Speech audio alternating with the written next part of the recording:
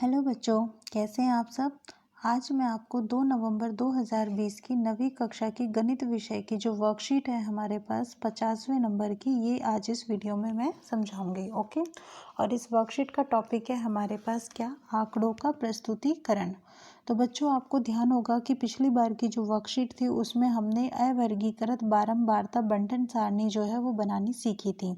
तो अवर्गीकृत बारंबारता बंटन सारणी में क्या होता है कि जो भी हमारे पास आंकड़े होते हैं ना, वो बटे हुए नहीं होते हैं, मतलब बिखरे हुए होते हैं।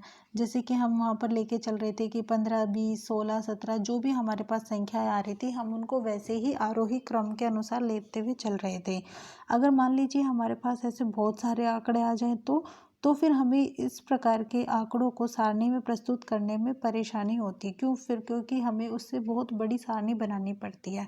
तो इसलिए हम वहाँ पर क्या करते हैं, अवर्गीकृत बंटन सारणी की जगह बारंबारता जो सारणी बनाते हैं वो कैसी बनाते हैं, वर्गीकृत बनाते हैं। वर्गीकृत यानी कि बांट बांट के हम यहाँ पर आंकड़ों को बांट देते हैं।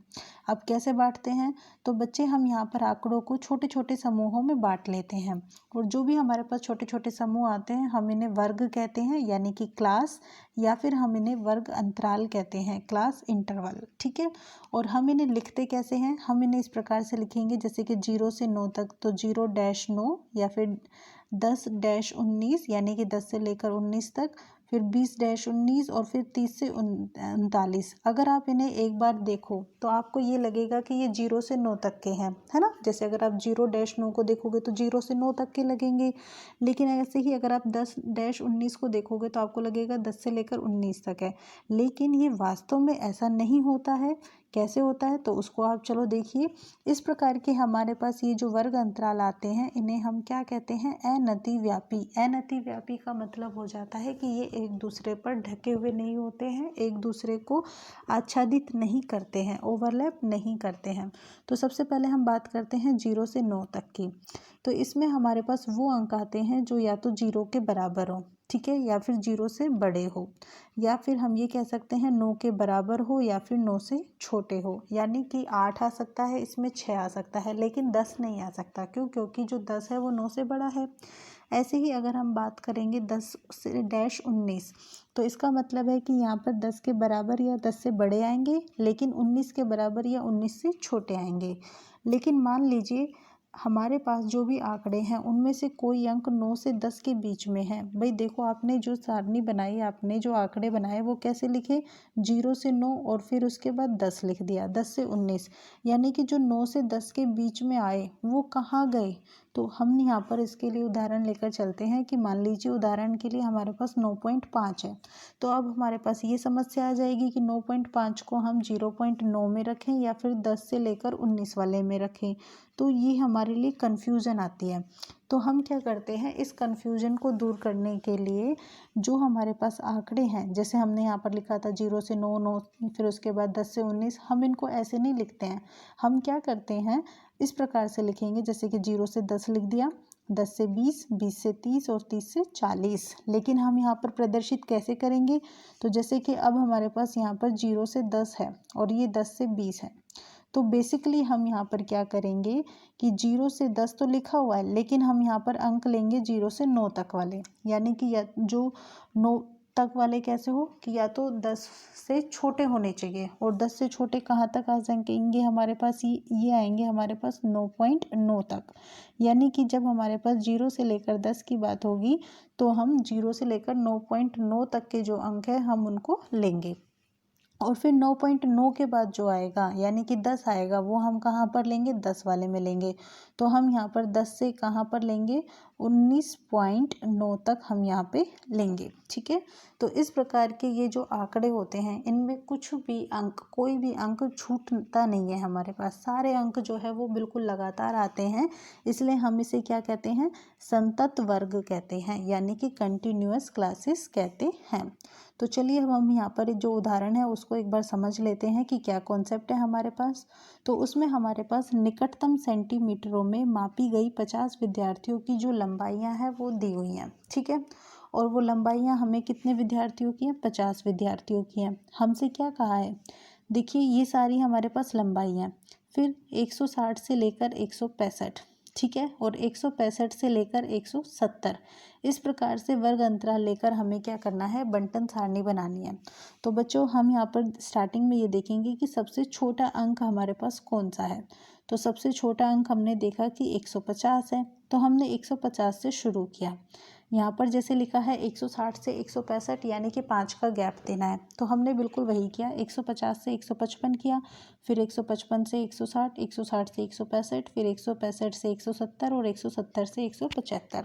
अब हम यहाँ पर गिनेंगे कि 150 से लेकर 155 तक, यानी कि एक तरीके से हम क्या कहेंगे 154 तक के हमारे पास जितने भी हैं हम उनको यहाँ पर लिख लेंगे। तो जितने भी ये हमारे पास है हमने इनको क्या किया हुआ है, येलो कलर से कलर किया हुआ है, तो इससे हमें गिनने में आसानी होगी। तो जितने भी आपके पास येलो कलर के हैं ना, आप सारे गिन लीजिए। तो चलो गिनते हैं। तो चलो हम यहाँ पे गिनते हैं। देखो 1 2 फिर 3 4 5 6, उसके बाद 7 8 9 10 11 12, तो हमारे पास कितने आए, 12 आए। तो 12 के लिए हम मिलान चिन्ह कैसे लिखेंगे, देखिए इस प्रकार से लिखेंगे हम, जैसे कि 1 2 3 4 5 6 7 8 9 10 11 12, ऐसा हम पहले सीख चुके हैं। तो हमने यहाँ पर मिलान चिन्ह लिखे और फिर मिलान चिन्ह के बाद हमने उनको लिख दिया बारंबारता, यानी कि वो कितनी बार है। ऐसे ही हम यहाँ पर जो रेड कलर वाले हैं उनको गिन लेते हैं। 155 से लेकर 160, अगर हम इनको गिनते हैं तो ये हमें कितने मिलते हैं, 9 मिलते हैं। तो हम इनके लिए मिलान चिन्ह लिख देते हैं। कैसे लिखेंगे, 1 2 3 4 5 6 7 8 9, तो यहाँ पर आपने 9 लिखा। और इसी प्रकार हम सारे सभी को यहाँ पर बारंबारता लिख देते हैं और लास्ट में अब इसका योग निकाल कर देखते हैं। तो देखते हैं 12 और 9 21, 21 और 14 कितने हो गए, 35, 35 और 10 45 और 5 50, यहाँ पे कितना आया, 50। अब आप अपने प्रश्न में देखो, प्रश्न में क्या आपके पास 50 विद्यार्थी हैं, बिल्कुल है। इसका मतलब है कि ये हमारी जो बारंबारता बंटन सारणी है वर्गीकृत वाली जो है वो बन जाती है। ठीक है, तो इसके बाद हमारे पास यहाँ पर 2 प्रश्न दिए हुए हैं, हम इनको सॉल्व करते हैं एक एक करके। तो सबसे पहले हम बात करते हैं प्रश्न 1 की। प्रश्न 1 में हमारे पास 40 इंजीनियर है। देखिए पहले तो ये ध्यान दीजिए 40 इंजीनियर है और हमें क्या करना है, उनके आवास से उनके कार्यस्थल की जो दूरी है वो हमने यहाँ पे नोट की है, किलोमीटर में है ये दूरी। ठीक है, देखिए जैसे किसी इंजीनियर के घर की 5 किलोमीटर की, किसी 3 10 20 ऐसे हमारे पास दूरी है। अब हमें क्या करना है, 0 से 5 के वर्ग अंतराल में लेना है। ठीक है, 0 से 5, तो जैसे हमने यहाँ पे लिखा सबसे पहले क्या आया, 0 से 5, फिर ऐसे ही हमने आगे चले 5 से कितना आ जाएगा, 10, फिर उसके बाद 10 से लेकर कितना आएगा, 15, फिर 15 से हमारे पास कितना आएगा, 20, उसके बाद 20 से 25, 25 से 30 और फिर 30 से 35। तो देखिए 35 किलोमीटर मतलब 30, इससे ज़्यादा हमें दूरी नहीं दिख रही है, तो लास्ट में अब हम यहाँ पर क्या कर लेंगे, इसका योग निकाल लेंगे। ठीक है, तो सबसे पहले अब हम यहाँ पर देखते हैं क्या कि 0 से 5, जिसमें 5 सम्मिलित नहीं है, यानी कि हमें 0 से लेकर आगे तक के गिनने हैं और 5 को छोड़ देना है। तो देखिए हमारे पास कितने हैं, तो चलो स्टार्ट करते हैं। ये हम जो भी लिखते हुए जाएंगे, जो भी गिनते हुए जाएंगे, उनको यहाँ पे क्या करते हैं, यहाँ पे कट करते हुए जाएंगे, जैसे कि 1, उसके बाद आगे देखिए और कहाँ पे है, 0 से लेकर 5 तक हमें देखना है। तो उसके बाद ये 2, फिर उसके बाद 3 4 5, क्या कोई और है, नहीं है। तो हम यहाँ पर मिलान चिन्ह क्या लगाएंगे, 1 2 3 4 5, और यहाँ पर हम उसकी बारंबारता लिख देंगे 5। अब यहाँ पर हमने 0 से 5 वाला तो ले लिया, अब हम क्या करते हैं 5 से 10 वाला ले लेते हैं। और मैं यहाँ पर इरेज इसलिए कर रही हूँ ताकि आप कंफ्यूज ना हो। 5 से 10 वाला गिनेंगे तो इसमें क्या नहीं आएगा, 10 नहीं आएगा, बाकी सब आएंगे। तो गिनिए चलो, 1, फिर उसके बाद यहाँ से देखो, फिर आप यहाँ पे देखो हम क्या करते हैं, ऊर्ध्वाधर के अनुसार चलते हुए चलते हैं। ठीक है, तो फिर उसके बाद देखिए आपके पास कौन आ रहा है, ये आ रहा है 2, फिर 3 4 5 6 7 8 9 10, उसके बाद 10 के बाद क्या कोई और है, देखिए एक ये 11। तो हमारे पास कितने आ गए, 11 आ गए। तो 1 2 3 4 5 6 7 8 9 10 11, यहाँ पे हमने लिख दिया 11। चलो आपके पास 5 से 10 भी हो गया। अब हम बात करते हैं किसकी, 10 से 15 की। तो चलिए 10 से 15 वाले गिनेंगे, इसका मतलब हम 15 को छोड़ देंगे और बाकी 10 से लेकर 14 तक हम यहाँ पे गिनेंगे। तो चलो गिनो, 10 से लेकर 14 तक में 1, फिर उसके बाद 2, 3, 4, ये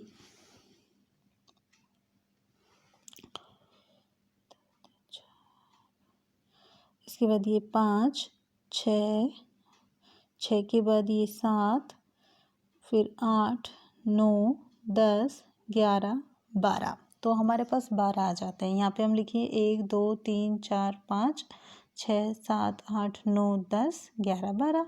तो ये आपने लिख दिया 12। ठीक है। अब इसके बाद आपके पास ये 10 से 15 वाला भी हो जाता है। अब हम बात करते हैं 15 से 20 की।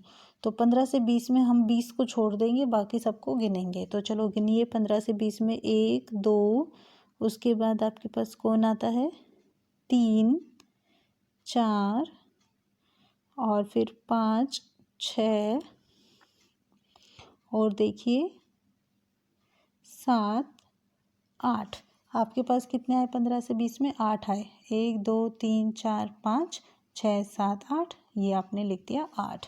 फिर उसके बाद अब आप बात करिए 20 से 25 की। तो आप 25 को छोड़ दीजिए, बाकी सबको ले लीजिए। तो उसमें आपके पास अभी आप सारा देखेंगे तो आपके पास सिर्फ 20 आता है, यानी कि 1। तो आपने यहाँ पे लिख दिया 1। अब आप बात कीजिए 25 से 30 में। तो 25 से 30 में भी आपके पास सिर्फ 25 आ रहा है, यानी कि 1 ही आ रहा है। तो आपने यहाँ पे 1 लिख दिया और यहाँ पे भी 1। उसके बाद आप बात कीजिए 30 से 35 की। तो 30 से 35 में आप देखेंगे कौन कौन आपके पास है। तो उसमें एक 32 है, ये तो एक तो ये हो गया, और देखिए और कोई है आपके पास 30 से, ये रहा 31, यानी कि 2। ठीक है। तो आप यहाँ पर कैसे लिखेंगे, मिलान चिन्ह में 1, 2 और यहाँ पे 2। सबको जरा जोड़कर देखिए, 5 और 11 16, 16 और 12 हो गए 28, 28 और 8 36, 36 और 2 38 और 2 40। तो ये आपकी हो गई है वर्गीकृत बारंबारता बंटन सारणी। ठीक है। तो अब प्रश्न 1 हो चुका है। प्रश्न 1 के बाद हम बात करते हैं प्रश्न 2 की। इसमें हमारे पास प्रश्न है 30 दिन वाले। देखिए बच्चे, 30 दिन वाले, ठीक है, महीने में एक नगर की सापेक्ष आर्द्रता आपको दी हुई है, और ये जो है आपके पास यहाँ पे पॉइंट्स में है। यहाँ पे आपको कहा है वर्ग 84 से 86, 86 से 88 आदि लेकर एक बारंबारता बंटन सारणी आपको बनानी है। तो चलो हम यहाँ पे बंटन सारणी बनाना शुरू करते हैं।